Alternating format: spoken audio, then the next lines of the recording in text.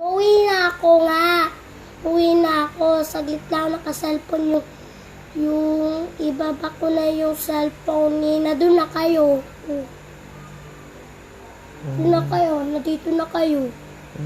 Yung na-late lang kayo kasi. Kami pa pala yung late. O paano? Kaya ako kasi nauna umuwi. Kasalanan pala namin. Late kaming nakauwi. Sorry ah.